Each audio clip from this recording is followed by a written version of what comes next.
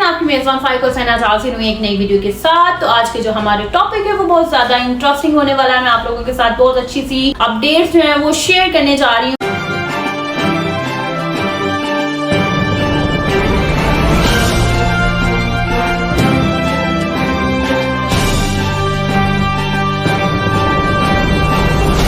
वो अपडेट ये हैं कि जैसे कि आपको पता है कि हमास के सरबराह इस्माइल हनिया शहीद हो चुके हैं। इस टाइम उनके ऊपर जो हमला हुआ, किस तरह हुआ, क्या वारदात थी, ये सीन कब से चलता आ रहा था, उनके खिलाफ कब से मुआहदा तय किया जा रहा था, किस तरह से उनको मारने की साजिश पे साजिश की जा रही थी, ये वीडियो आज मैं उस पे क्रिएट करने जा रही हूँ। वो इन्फॉर्मेशन आप लोगों तक पहुंचाने जा रही हूँ कि जो ईरान के अंदर घुसकर उन्हें कैसे मारा गया। अमरीकी जंग जहाज लबनान की तरफ रवाना हो गए हैं, यानी कि हर तरफ तबाही ही तबाही नजर आती है। कोई मुल्क जो हो बड़े खुशी अमन से बैठा हो, जो चाह रहा हो कि नहीं अब कुछ नहीं होगा, अब ऐसी कोई तब्दीली नहीं आएगी, सारे काम बड़े अच्छे तरीके से अंजाम दिए जाएंगे, खुशी से रहा जाएगा, हर एक की खुशी को एक्सेप्ट किया जाएगा, किसी को मारो कत्लो गारत नहीं की जाएगी। लेकिन ऐसा कुछ नहीं नजर आ रहा। दिन ब दिन हालात खराब नजर आ रहे हैं। दिन ब दिन हर एक मुल्क दूसरे मुल्क का दुश्मन बनता हुआ नजर आ रहा है। हर एक जो छोटे से छोटा मुल्क था वो भी लड़ाई के लिए तैयार बैठा हुआ है। ऐसा इस दुनिया में, इस मुल्क में मतलब कि इन डिफरेंट ममालिक में ऐसा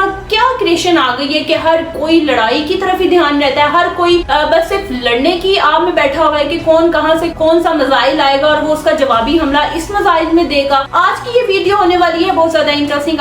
मैं पहले तो आप लोगों की बहुत ज्यादा शुक्रगुजार हूँ कि आपने वक्त निकाला मेरी वीडियो को वॉच करने के लिए। इसी के साथ हम लोग अपनी वीडियो का आगाज करते हैं। तो हमारी वीडियो इस्माइल हनिया पर है जो शहीद कर दिए गए हैं। जिस तरह शहीद कर दिए गए हैं उसमें मैं आपको बताऊंगी कि किस तरह इस्माइल हनिया को ढूंढा गया और अब होने क्या जा रहा है कि वो अपने, जैसे कि आप लोगों को आइडिया हो जाना चाहिए था कि अब क्या होने जा रहा है। ख्याल इस बात का आता है कि इस्माइल हनिया अपने मुल्क में मौजूद नहीं थे कि उन पे हमला किया गया, उन्हें शहीद किया गया। वो इस टाइम ईरान में मौजूद थे, ईरान में किसी तकरीब में मौजूद थे जहाँ पे उन्हें इन्वाइटेड किया गया था और वो वहाँ पर मौजूद थे। तो उस पे हमला हुआ कैसे, क्या हुआ, कैसे हुआ, क्या सिक्योरिटी इतनी कम थी, क्या हर तरफ से उनको मतलब कि प्रोटेक्शन नहीं मिल पाई, ऐसा क्या हो गया कि देखे देखे उन पे हमला कर दिया गया और ईरान कुछ नहीं कर सका। या वो अपने मुल्क में होते तो क्या ये हमला तब मुमकिन था या नहीं मुमकिन था। ये सारी सूरत हाल हर एक इंसान के दिमाग में आ रही है। हर तरह के सिचुएशंस के सवाल उठ रहे हैं। मीडिया नहीं उठा रहा लेकिन लोग उठा रहे हैं। सोशल मीडिया पे सुनने को मिलता है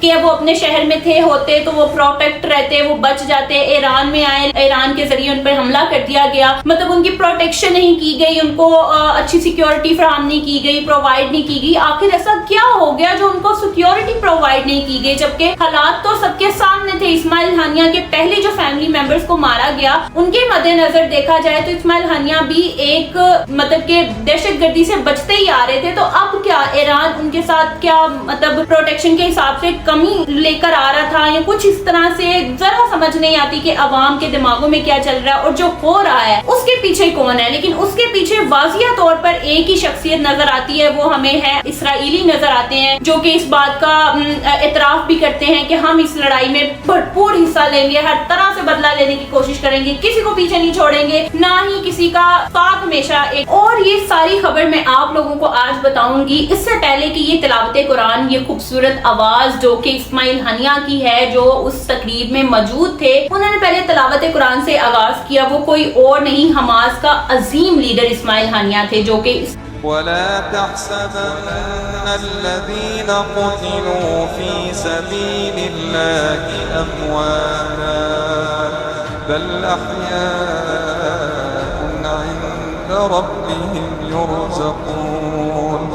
तिलावत कुरान खूबसूरत आवाज में लोगों को सुना रहे थे, उस टाइम पढ़ रहे थे और उनको शहीद किया गया ईरान में, यानी कि वो ईरान के मेहमान थे और वो ईरान में शहीद कर दिए गए। ईरान के अंदर इस्माइल की शहादत की डिटेल आई है मेरे पास शेयर की गई और मुझे डिफरेंट सोशल मीडिया अकाउंट से भी मिली कि जो कि मुझे नजर आ रहा था कि ईरान से रिलेट आई, ईरान में ही उनकी शहादत हुई। आखिर वो कौन सी तकरीब में मौजूद थे, वो कौन से ईरान के किस शहर में मौजूद थे, आखिर उनको किस तरह टारगेट بنایا گیا، یہ ویڈیو میں آج میں آپ لوگوں کو بتاؤں گی۔ اسی کے ساتھ میں بتاتی ہوں کہ وہ ایران کے شہر تہران میں موجود تھے۔ اسرائیل نے اس بات کی ذمہ داری کی ہے کہ ہم نے انہیں شہید کیا ہے، یعنی کہ اس قدر اسرائیل بے ڈر خوف اپنے جرم کا اعتراف کرتا ہے کہ ہاں یہ ہم نے ہی کیا ہے، کیونکہ کچھ دنوں سے آپ لوگ دیکھ رہے تھے کہ وہ اسرائیل جو تھا وہ بڑا ڈاؤن نظر آ رہا تھا، اور کس طرح وہ ڈاؤن نظر آ رہا تھا یہ سارے حالات آپ لوگوں کے سامنے ہیں کہ ان پہ ڈفرینٹ ممالک نے اٹیکس کرنا شروع کر دیا تھا، فلسطین کا بدلہ لینا شروع کر دیا تھا۔ لیکن اگر دیکھا جائے تو اسرائیل کو کسی سپورٹ نہیں رہی۔ امریکہ سے بھی کچھ لوگ پیچھے ہٹنا شروع ہو گئے، جو میزائل امریکہ کی طرف جاتے تھے، یا امریکہ اسرائیل کی ہیلپ آؤٹ کرتا تھا۔ امریکہ ابھی بھی اسرائیل کی ہیلپ کرتا ہے، لیکن اب ذرا تھوڑا سا نا اس نے اپنا قدم پیچھے لے لیا ہوا ہے کہ اگر وہ فرنٹ پہ آگے کھیلتا ہے تو نقصان امریکہ کا بھی ہو۔ امریکہ کا تو نقصان ہر حال میں ہو رہا ہے، نو ڈاؤٹ۔ اسرائیل کے ساتھ وہ ہر طریقے سے بیچ میں ملوث ہو رہا ہے، ہر چیز میں ملوث ہو رہا ہے۔ اس قدر مطلب کہ ڈٹھائی سے بول رہا ہے، اپنا اعتراف جرم کر رہا ہے کہ ہاں بھائی وہ اسماعیل ہنیہ کو مارنے والا بھی میں ہی ہوں، جو مطلب کہ ٹارگٹ بنایا گیا، کس طرح ان کو مطلب مارنے کی ایک بنائی گئی، ایک پورا پروپیگنڈا ریڈی کیا گیا، میں ہی اس کے پیچھے ہوں، میرے علاوہ کوئی کام نہیں کر سکتا۔ یہ اعتراف ہے اسرائیلیوں کا جو وہ اپنے کھلم کھلا کر رہے ہیں کہ بھائی ہاں ہم نے اسماعیل ہنیہ کو شہید کیا ہے۔ اسی کے ساتھ بتاؤں کہ اسماعیل ہنیہ کو چن چن کر ان پر حملے کیے گئے ہیں، یعنی کہ ان کے گھر والوں کو شہید کیا گیا۔ ان کے 60 ممبر فیملی کے تھے جنہیں اسرائیلیوں نے شہید کیا، ان میں سے ان کے 3 بیٹے اور 5 پوتے پوتیاں تھی جن کو اس وقت شہید کیا گیا جب وہ کہیں جا رہے تھے، وہ قطر میں موجود تھے، اور ان پر کس طرح ان کو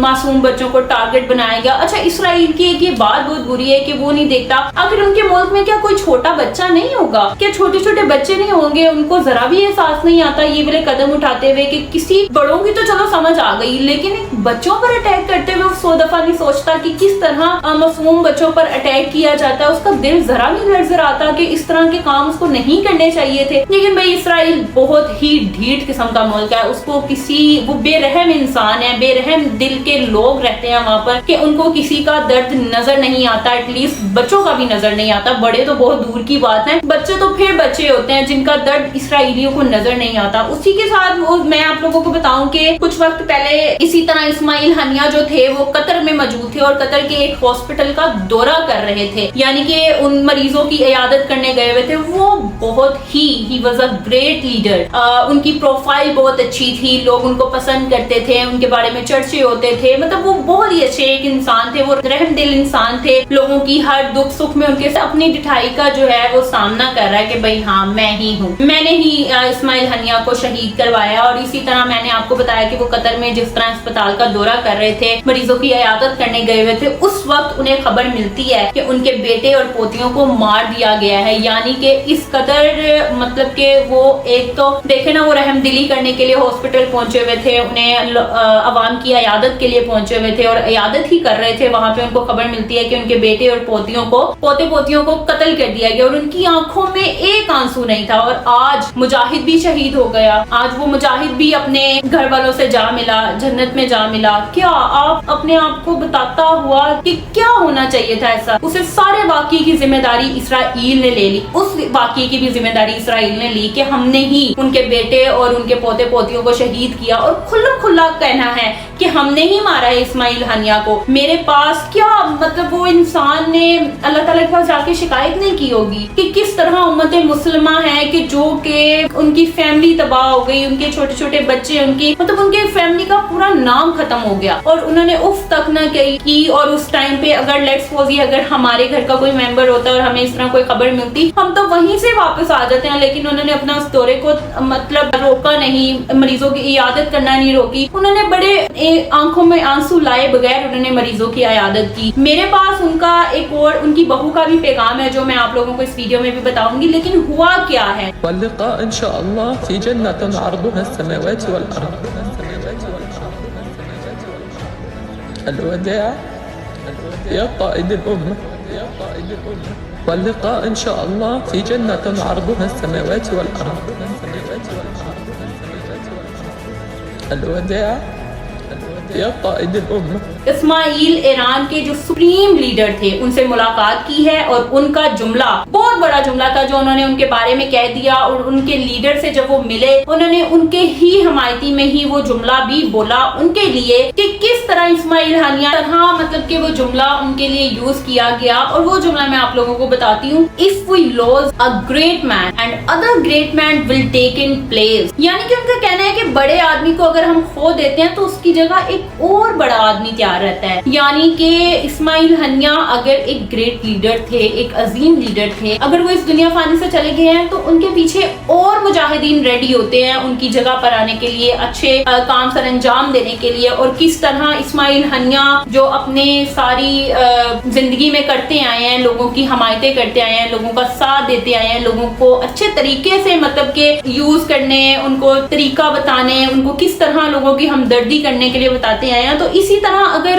وہ چلے جاتے ہیں، اگر وہ بڑے لوگ چلے جاتے ہیں تو ان کی جگہ دوسرے لوگ آنے کے لیے آلریڈی تیار بیٹھے ہوتے ہیں. حماس میں ایک ایسے ہی مجاہدین تیار ہیں، یعنی کہ حماس میں ایسے مجاہدین تیار ہیں جو کہ اسماعیل ہنیہ کی جگہ پر اب آئیں گے، اور آئیں گے لٹرلی آئیں گے، کیونکہ ان کی بغیر جو ان کا وہاں رتبہ تھا ان جیسا ہی اب کوئی آئے گا تو ان کی جگہ کو سنبھالے گا بھائی. اس کے علاوہ اور کوئی چارہ نہیں بچ رہا کسی کے پاس کہ وہ اسماعیل ہنیہ کا جو ہے ہمیشہ ساتھ نہ دیں یا انہیں چھوڑ دیں یا کچھ اس طرح سے. ایسا کچھ نہیں ہوتا. بہت سے لوگ ہیں جن کو ہر طریقے سے ہینڈل کیا جاتا ہے، اور اب وہی مجاہدین جو اسماعیل ہنیہ کے ساتھ اسماعیل ہنیہ کی جگہ پر آئیں گے وہ بھی میں آپ لوگوں کو بتاؤں گی. اور اسماعیل کے قتل پر ایرانی کمانڈر کا پیغام ہے، یعنی کہ ایرانی کمانڈر یعنی کہ ایک جو ان کی بہت بڑی لیڈر فوج ہیں ان کا پیغام کیا ہے کہ ہم صہیونیوں کو بتانا چاہتے ہیں کہ کس مہمان کو قتل کرنے کا انجام کیا ہے. یعنی کہ وہ اس قدر نراش ہیں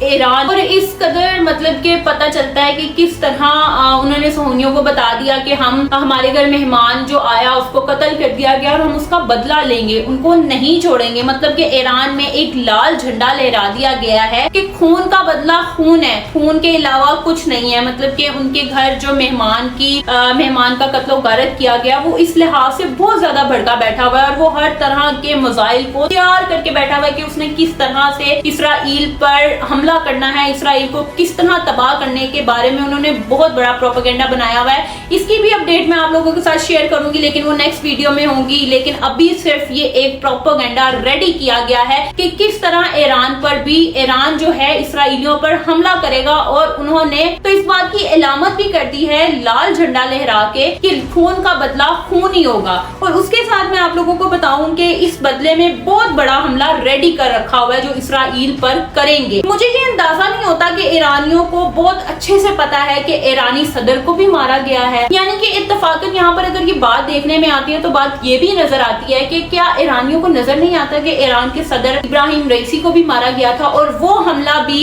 اسرائیل کی جانب سے ہوا تھا کیونکہ ان کے ہیلی کاپٹرز کے GPS میں گڑبڑ کر دی گئی تھی جس کی وجہ سے یہ حادثہ پیش آیا تھا. ایران کو اس کا بدلہ نہیں لینا چاہیے تھا اسرائیلیوں سے. بہت سی باتیں بنتی ہیں، بہت سے مطلب کہ علاماتیں نظر آتی ہیں کس طرح سے دوسروں کو ٹیکل کیا جاتا ہے. کیا اب وہ اسرائیل ہانیہ جو آپ کے گھر مہمان آئے، مطلب آپ کے ملک میں مہمان آئے، آپ اس کا بدلہ لے رہے ہیں لیکن اپنے ملک کے صدر کا، ابراہیم رئیسی کا، جو کہ اس میں بھی اسرائیل نے کھلم کھلا کہا کہ ہاں اس کی موت کا بھی ذمہ دار صرف میں ہوں، ہم ہیں. تنقید کی جاتی ہے کہ اگر وہ روایتی اتنی زیادہ صلاحیت رکھتا تھا تو وہ فلسطینی لوگ 40,000 جو غزہ میں بھی شہید ہوئے وہ بھی فلسطینی تھے، وہ بھی اسماعیل ہنیہ سے ہی ریلیٹ تھے، تو ایران نے پھر ان کا کیوں نہیں بدلا لیا؟ مطلب اگر دیکھا جائے تو بہت سے سوال دماغ میں آتے ہیں، بہت سے لوگ مطلب سوال اٹھاتے ہیں. ایران نظر آتا ہے بھئی اس نے حماس کے ساتھ مدد کرنے میں کوئی کمی نہیں چھوڑی، اس نے